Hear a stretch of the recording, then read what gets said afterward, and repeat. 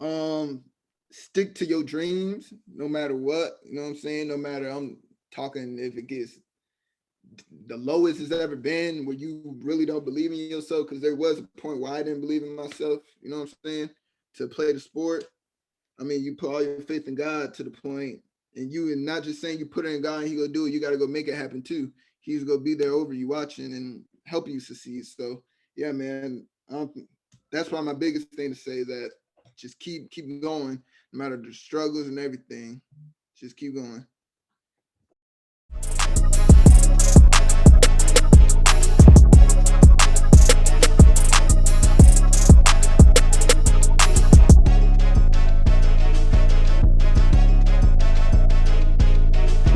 My guy, Noah Biglow, welcome to the show, bro. Yes, sir, man. Thank you for having me. Thank you for having me, man. No problem. It's, Noah, family friend, good friends coming up. Uh, Noah, tell everybody where you're from, about your upbringing, and just tell everybody your story. um, from Wesley Chapel, Florida. Played football probably since I was about 4. Really, one brother, dad, mom here. Mom and dad both wealthy. We both not that much though. Just regular life. You know what I'm saying? Just shoot, just playing football, just nonstop. That's all it's ever been. So you know, that's mostly it though. Noah has an older brother named Daniel. Shout out to Daniel, my bro. Um, Yeah. we known each other a long time. Definitely been playing football a long time. Ever since I know Noah, Dan. Me and Daniel played basketball together a lot too growing up. But we all know Noah was a little league phenom. You can go on YouTube right now, find Noah on YouTube. Talk to me about playing for New Temple Wildcats, how that was, just how your little league experience was. Yeah, that was probably the best years of my life right there. You know what I'm saying? Don't have to worry about nothing. Don't have to worry about no scouts. You just playing for fun. You know what I'm saying? Going out there playing for your team, and mostly it was just play for money. I mean, parents paying me, you get touchdowns, all that. It was just a fun experience, especially because you had all your friends playing with you together. There wasn't no high schools breaking off. You know what I'm saying? So you was with really your whole friend group then at that time. So yeah. I think little league sports, football, basketball, whatever sport, is always a little bit different. It's always more fun because as you get older, there's always just more and more stuff that goes into the game as far as Exactly. politics, as far as your teammates, just people growing up. Mhm. Like it's just always different. You just touched on that. So you started playing football around the age of 4. You played little league up until middle school. In Pasco, you could play tackle football in middle school. How was football in middle school? Football in middle school, I probably played 1 year football in middle school. I was at Academy at the Lakes. I went there to get my grades right. Probably about 6th grade. I think I left. Nah, I went there till 7th grade. I left and went to John Law in Pasco County, 8th grade. Dominating football there. Got to while my that's when my brother, Jordan Minor, they were up there already playing at Wiregrass. So yeah, they already knew who I was coming in from 8th grade to high school. Middle school was tough at first because nobody knew who I was. Really, they just knew my brother, but they didn't know like what I could do just for somebody. So I had to show that, I had to prove my point and all that. So Was it also good having an older brother just around, knowing people like you said, it probably was a little bit of a gift and a curse. Like yeah, everybody just probably expected you to be like Daniel or whatever the case, but you had a little bit more notoriety when you first got to high school. oh yeah, that was probably like you said, it's a gift and a curse. You know what I'm saying? You got the pros and cons of it. Pros just oh, you Daniel's little brother. You got the what it takes and stuff. And then you got the cons of people saying, are you gonna live up how he played and stuff? You know what I'm saying? So yeah, it definitely was. It definitely was eventful, I should say, because like I said, a lot of people was known as Little Biglow. You know what I'm saying? So I had to definitely live up to that for sure. Coming up and right now, who are some guys in the league or in college that you look up to, you model your game after, or you just like to study? Uh, Probably my favorite cornerback right now. I'll probably have to give you it was Jalen Ramsey at first. That's changed a little. We probably going with Stephon Gilmore. Watch how he plays, just his technician. right on the field, right in front of you. Technique is everything. You know, you don't even got to be the fastest out there. Just as long as you get that down, know the game of football. That's all it is. Let me think someone else. Probably Denzel Ward. I like Denzel Ward too. He a phenom, both tackling and defending. So yeah, that's probably the most who I look up to and watch on a daily basis. And Marlon Humphrey. Yep, that's my three. How would you describe your game to somebody that's never seen you play before? Just a playmaker at heart. You know, someone who can always find the ball hawk. It's probably my biggest trait is just to be wherever the ball is on the field. You know what I'm saying? At first I didn't start off playing corner. I probably started playing corner probably like seriously in my sophomore junior year at high school. So that's probably the biggest, just knowing that, oh, well, I've been playing this my whole life. I got to do a lot of studying. It's not something you could just go out just because you're athletic and play corner. You actually got to know technique, because athleticism, just because you got athleticism, you can't get beat at corner easily. You just got to know. You know what I'm saying? For sure. I think coming up, like I played football coming up. I didn't play in high school, anything like that. I stopped playing when I got to high school. But like when you're younger, you were younger players, you can play certain positions just because of like your size, your measurables, just your athleticism, whatever the case. But like you just said, when you play corner at a high level, it's really not, it don't take too much to get beat really. So you definitely gotta be on your toes, on your game, definitely working hard. Like it's one of the hardest, to me, is probably after probably quarterback, it's probably the hardest position I would say to play, because like you said earlier, you started off your high school career at Wiregrass. Yep. How did that go, and what made you decide that you needed to go to Armwood? Starting off at Wiregrass, it was fun. You know, Wiregrass, it was fun. I started my freshman year. I was on JV. I got moved up at the end of the season. That's when my brother was playing. They moved me up on the same time he was there. So sophomore year came. I did my thing sophomore year. Didn't really, like I said, that was when I was really starting to get into corner and really started taking more serious. But yeah, junior year came, and yeah, that's when I went to Armwood. The decision was made off of just exposure, and I wanted to take my game to the next level. And I felt that Wiregrass wasn't really as much helpful to get me there. You know what I'm saying? So, but I knew, with that being said, me going to Armwood, that's totally different football over there, Hillsborough County right there. So I knew coming in that, oh yeah, you make this decision, it's gonna come with a lot of pros, but you got to live up to, you know what I'm saying? So, but I knew I could do that. I knew I ain't never been back down. I played all those kids in Little League, so I knew as soon as I stepped in, I just got to be ready to play how I play. You know what I'm saying? For sure.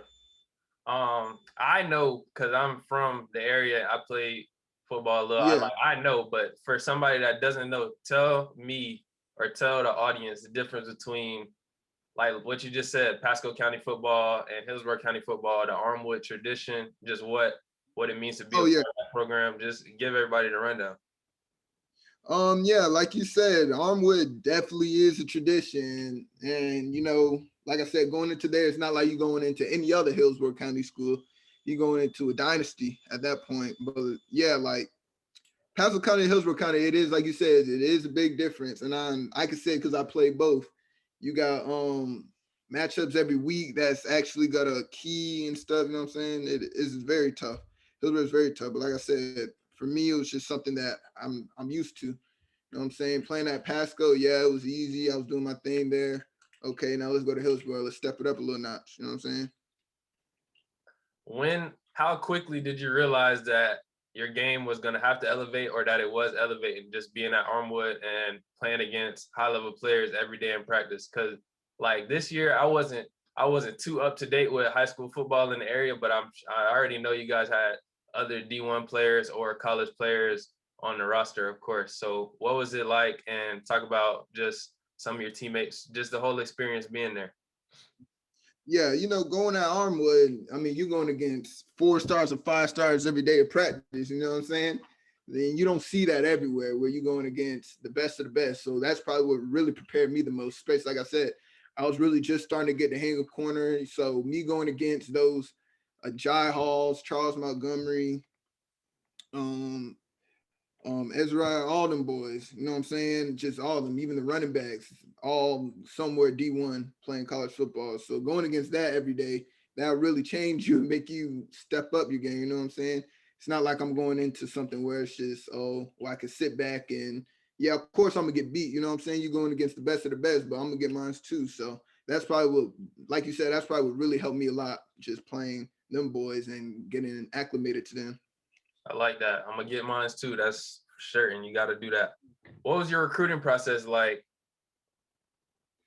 Uh, Yeah, it was an eventful recruiting process. I ain't gonna lie, especially because of Corona. I didn't really visit any schools really, except for USF, and that's local school. I didn't even have an offer from USF. So really, it started off rather, I would say slow. I wasn't no blown up sophomore year. You know, my junior year is when I really took off playoffs because probably my Armwood season, my junior year at Armwood, I started off slow. I mean, I wasn't getting like beat. I just didn't have any picks, interceptions and making plays like that is what's gonna get you offered. So come playoff time, I turned it up a notch and finished with about 8 picks in the playoffs, 7 picks. Around that time, I already knew all my friends at Armwood tell me, "Oh yeah, you about low. They gonna make it happen." They weren't lying. It did happen. You know what I'm saying? It was coming in fast too. It's getting to the point. First offer was Iowa State. Um, Second, I think I finished about like 19 offers at the end of my recruiting process. So yeah, that was probably it. Did start off slow, but it started kicking once I really started putting out that film and actually making it happen. Yeah, it started blasting off. After you started to see it pick up, like once you were in it at the time, like how did it feel? Like tell me how it felt to see your hard work pay off, but also tell me how it felt to have to kind of stay on your grind and just stay motivated. Because again, we talked about it. You're at Armwood, you're playing against the best of the best. Your schedule is always going to be good. Like, just tell me about just what you're going through at that time. Oh yeah, I ain't gonna lie, it was a rough time when I first got there at Armwood when I wasn't like getting my picks and nothing like that. You know what I'm saying? I was dropping some, but shoot, I just kept playing. I prayed to God. That was probably the biggest thing for me was keep putting my trust in God and that He was gonna help me through it. But yeah, really just going out there and balling every day. And when it finally started coming up, like all the hard work I was doing, all the praying at night, all the schoolwork too, just staying locked in and start not slacking on my junk. Yeah, I think that's when I finally got that first one. It damn sure did hit. I'm not gonna lie. Telling my mama, call my mama first, telling her I got my, you don't gotta pay for college no more. Yeah, man. So yeah, that's probably the biggest point right there. Is telling her that. For sure. I know that's probably an emotional feeling. Damn, that's crazy. Like I remember seeing from a distance that you had transferred to Armwood, and I was like, oh yeah, like if you go there, ball out, like it's gonna be up. Cause Yeah. it's like we said, we've been touching on it this whole couple minutes. Like it's Armwood is just like IMG or like any of these other like high level schools, but it's a public school, which you don't see that often. Most of the time, like IMG and like St. Thomas Aquinas, like all these schools that are just known for big football programs in Florida, they're either private schools or they're mostly private schools, but Armwood is a public school and makes it different. All right, so you talked about how your recruiting blew up and how that went for you. You ended up deciding to go to University of Pittsburgh. Talk to me about what went into your decision to go there and what you're looking forward to in going there. Um, Making a decision to go to Pittsburgh. Coach Narduzzi played a big role, head coach there, and my recruiting coordinator at the time played a huge role in that. Made me feel as if like I was actually belonged there. You know what I'm saying? And that's the difference between a lot of coaches. Like you can tell if they just want you there just for you, or you actually start building that relationship where they call you. They don't even talk about football. It's just how you doing, checking in. That was probably the biggest thing, especially like I said, since COVID, I didn't really have no official visits, so really just had to go off of Zoom calls and doing tours online, and they kept me through that, making sure that I liked it and my family liked it. Yeah, overall, another point was too them being the ACC, so my parents get to see my games easier. Family, we'll be playing Miami and Florida States, all that, so we'll be closer to home too. So yeah. That's probably it. Just the coaches, really. Does your playing style complement the way that they play already, or do you think Yeah. that it's going to be somewhat of an adjustment, learning something new? Yeah, I forgot. Yeah, that was another big point. I'm glad you mentioned that. What we run at Armwood is similar, it's very similar to what we run at Pitt.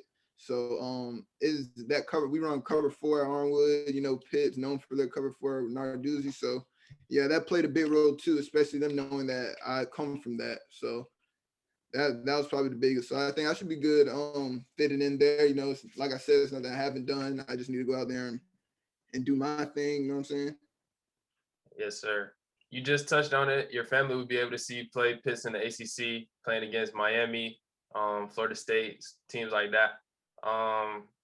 What do you envision just being a part of the ACC conference being like? Just playing other than Miami and Florida State, there's Yeah. also other big time schools. You always grew up watching basketball, football, just period, knowing like, what do you think it's going to be like to be playing on Saturdays in the ACC?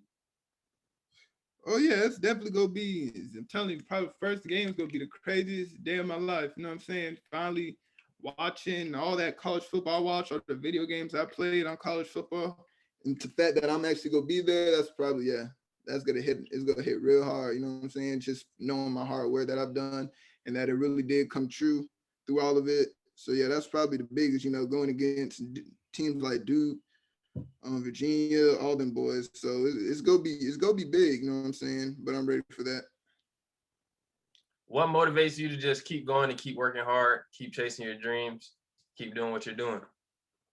The fact that I don't want to be average. You know what I'm saying? Always want to be the best at what I do, and if I am doing something, I want to be the best at it no matter what. Just don't want to. Like I said, football was never my first sport. I always loved basketball. But I know if I'm gonna be playing some football, I ain't go sugarcoat it and slack off of it. I'm gonna be the best I can at it, you know what I'm saying? So that's probably what really motivates me the most, just knowing that if I'm gonna do something, okay, let's do it the right way and do it 100%. You know what I'm saying? For sure. You got to do it all the way if you're going to do it. Yep. You just talked about it, and I know it. You love basketball. Basketball is your first love. What do you think Yep. about the NBA right now? Oh, I love it. I ain't gonna lie. I do love it. You know, I know they talk about the teams are overpowered and stuff, like Nets and them, but I think overall it's just making it more entertaining. You know what I'm saying? I think there's still a lot of teams that people forget that can surprise a lot of teams. It's the NBA, you know what I'm saying? Shoot, nobody expected the Nuggets to beat the Clippers last year. So anything can happen, really. You know what I'm saying? It just makes it even better. Say the Nets lose or something like that. You know what I'm saying? It's crazy. So yeah, I mean, it's NBA. It's been getting crazier every year. We watched it since I've been here. Since LeBron on the Heat, D Wade to the Golden State to the Nets now. You know what I'm saying? It's been getting crazier every year. So overall, it's just like I said, I can watch basketball all day. So I'm always there for it. Right now, who you got in the NBA Finals? LA, of course. You know, LeBron. Now my favorite team is Miami, but you know what I'm saying? You know, right now, since the GOAT is still playing and what he going against, I gotta give him the cheer. So, you know, when he come back healthy and him and AD, it should be a show. I don't think that Brooklyn squad, they make it there. Like I said, mess around and talk all that junk and get sweat or lose, you know what I'm saying? So I definitely think, my opinion, I think they should make it to the Eastern Conference Finals, but I definitely could see them not making it. Just the fact that, yeah. like, I know they have chemistry from Team USA and this and this, but like they got to play. The East isn't like just a slack this year. They got to play. How it always used to be, you know what I'm saying? Yeah. The East bringing stuff now. You got teams coming out the blue water that will surprise you. Fact, you got Milwaukee, you got 76ers, you got Miami on the low. Now, yeah. Joel and B looking tough. I mean, there's gonna be some challenges. You got teams like Orlando that just fight that might mess around and scare you. So For sure. We're gonna see. I definitely think Andre Drummond, LeBron, AD, Dennis Schroeder, Taylor Horton Tucker on the up and coming. you know, about the Kuz. Kuz.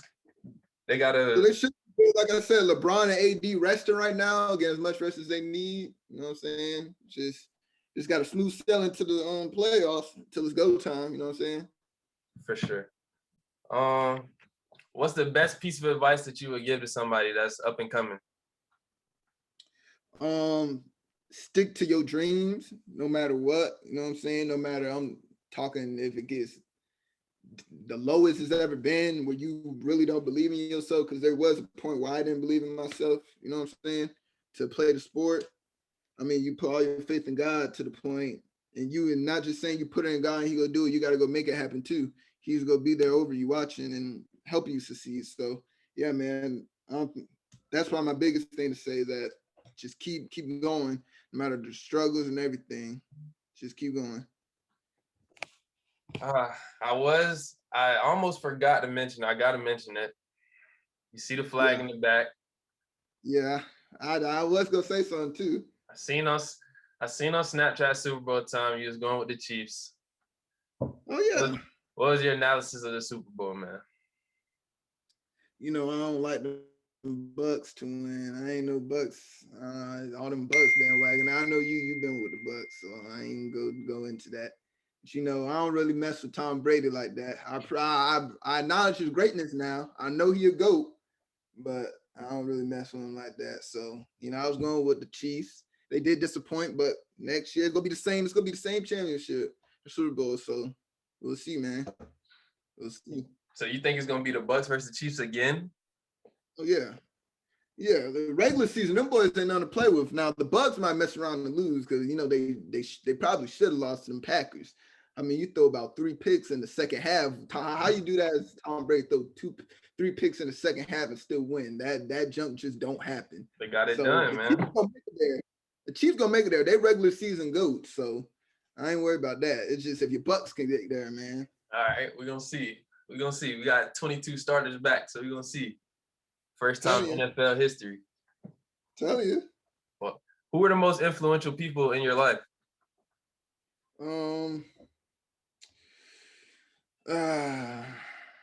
Influential people in my life. I ain't gonna lie, I probably really don't got none, really. I ain't gonna lie to you. That may sound crazy, but I really don't got one.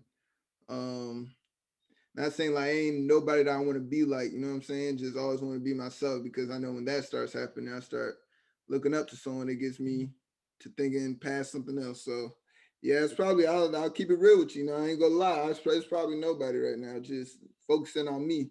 You know what I'm saying? For sure. Well, shout out to Miss Michelle. Shout out to Mr. Dan. Shout out to them. All right, now we're gonna do just a speed round, couple questions just to wrap things up. All right, what you taking, Chick-fil-A or Zaxby's? Zaxby's. Zaxby's? That too. Oh no, I'm gonna keep it quick. You ain't messing with the Zaxby's. What's up? Oh, I like both of them. I love both of them. I got good too. I ain't used to eat it like that. Because they used to be sweet. I ain't like that. They both pressure to me. I ain't gonna lie. I just had Zaxby's last night, but it is what it is. All right, Young Thug or Lil Wayne? Young Thug, man. No, don't ask no stupid junk like that. Young Thug's a GOAT for real over Wayne? Dude, you don't know. Dude, I ain't even want to get into it. You already I already know you listened to the album already. Oh yeah. Everybody that's listening, Slime Language 2 just came out last night. Yes, sir. Noah and Daniel Biglow are probably the biggest Young Thug fans I've ever met. Yeah. It was a trick question. I knew he was gonna say Young Thug. I tried to sneak it in, but it didn't work. I don't know why he even asked that, really. I don't even know why he really asked that. Thug over anybody. I thought it was gonna work. All right. For video games, you like FIFA or Call of Duty? Right now, I ain't gonna lie to you. FIFA been hitting different. Yeah, FIFA probably is, even though it's really raging. Call of Duty I've been playing Warzone really, but FIFA probably. Okay. All right. We're gonna play start, bench, cut. I got 3 cornerbacks for you. Corner? Yeah. All right, let's do it. All right. We got start, bench, cut. Darrelle Revis, Richard Sherman, or Akeem Talib. Oh, this is easy. Easy? Yeah, start the rail. All right. And who was the other? You said Sherman and Keep to Lead. Yeah. We going off of they primes, right? Yeah. The bet in their prime. Who you got? Start the rail, bench Sherman, cut to lead. That's probably it. I ain't gonna lie, that Sherman to leave is hard right there. I ain't Yeah, gonna lie. that's a ooh. But at the time, Sherman was really that stick. Now people might think because he's slow, he was really that stick. All right. Next one is Dion, Okay. Champ Bailey, or Charles Woodson. You gotta start Dion, man. Gotta start Dion. Who was second one? Charles Woodson. Who else? Champ Bailey. Champ Bailey. Charles. Okay, so start Dion, bench Champ. Then I'll tell that bench Charles Woodson, cut Champ. I was about to say that was pretty tricky. Charles Woodson, the real deal. Charles Woodson, the stick now. I would give him number one, but you know that's Dion right there. You can't do that at the prime. All right, so who are your top 5 corners in the league right now? Of course, you got Jalen at number 1. Let me give you that. Marlon Humphrey 2. Gilmore 3. Let me think. I'll probably go with Denzel. Probably go with Denzel Ward. And 5. Let me think. I know somebody you missing. Jair Alexander go be up there. I'm tripping. Jair, change that. Okay, so Jalen 1, 2 Jair, 3 cause Jair strapped. I ain't gonna lie, he real deal strapped. 3 Denzel. Who I say was 4th? I'm forgetting the dang names. Shoot. I'm tripping. Gilmore, yeah. Gilmore 3, Jair 2nd, 4th. Denzel 5th. I'm still thinking about my 5th. Who's my 5th? Let me think. I said Marlon already. Now Marlon, yeah. So Marlon Humphrey's 5. Marlon Humphrey would probably be see that shit. Now you got Marlon Humphrey 4. He had to be 4. So who? Denzel Ward 5. So yeah. Jalen, because Marlon Humphrey, I ain't gonna lie. So what we got? Jalen, Jair, Stephon, Marlon, then Denzel. I might switch Marlon and Gilmore. I ain't gonna lie. Marlon tough. That's a solid 5 right there. What's up? All right. Who are your top 5 rappers out right now? We got Thug, of course. That's one. We got Baby Smooth. We got Lucky. I listen to a lot of junk. Niggas don't even know about really. Let me think. Mainstream Baby's still up there. I don't really listen to him as much, but he's still up there. And let me think one more. Matter of fact, let me look at my playlist right now. Give me a second. I can give it to you right here. Babyface Ray. Him, yeah, Babyface Ray, and then you got these. That's probably it. So Babyface Ray. Huh? A lot of Detroit rappers. That's really what I listen to now. What is it about the Detroit sound that you like and that people like? Because I be hearing a whole bunch of music from those artists, but I haven't just jumped onto the bandwagon. What you like about their style of music? Them boys they just rap different, you know what I'm saying? They rap so clearly, you can hear what they really saying, not saying that I'm on the old head junk, whereas I don't like mumble rap, because I mess with the mumble rap, you know what I'm saying? But they just come different with it, you know what I'm saying? The Detroit, they probably got a rap game right now. Just how many people they got. Atlanta, of course, always been there, but Detroit, them boys balling right now. Everyone know that, though. I feel like the way that they rap is like, so they are like talking, and then they got the hardest beat too. They beats real deal hard too. Don't get that messed up. They beats be ridiculous. Like, so you got Miles Bridges out there rapping too. Yeah, I was about to say Miles Bridges out there snapping. I think he's from Detroit too. I think he's from Flint. He's from Flint, Michigan. Dang sure is. He over there. Facts. Yeah. Detroit got their own wave and rap going right now for sure. People, if you could meet and spend a day with 3 people dead or alive, who would they be and why? 3 people. Let me think. I'll probably have to spend a day with Kobe. Number one, I just want to see the greatness in them. You know what I'm saying? You got people like just like it was LeBron or something. You just want to see what really went through their mind at certain times, how great they was. So Kobe, let me think. Alive, LeBron, of course. LeBron would definitely be one. And third, let me think of someone dead. That was probably Pop Smoke. I ain't gonna lie to you. I ain't really got no inspiration. Just hang around them, bull with them. I'll be straight. For You know sure. what I'm saying? That's a solid 3 right there. Kobe, I LeBron, take that tape house of Thug. I'm tripping. I'm thinking of that Thug. Thug gotta be there. Kobe, Bron, and Thug. That's tough. Oh yeah, that's it. That's the eight. Well, you just said Kobe Brown and Thug. Kobe. Can't go wrong. Can't go wrong. Can't go wrong. Well, Noah, that's about it for the show. I want to say thank you for being a part of this. Thank you for taking the time out to be a part of this.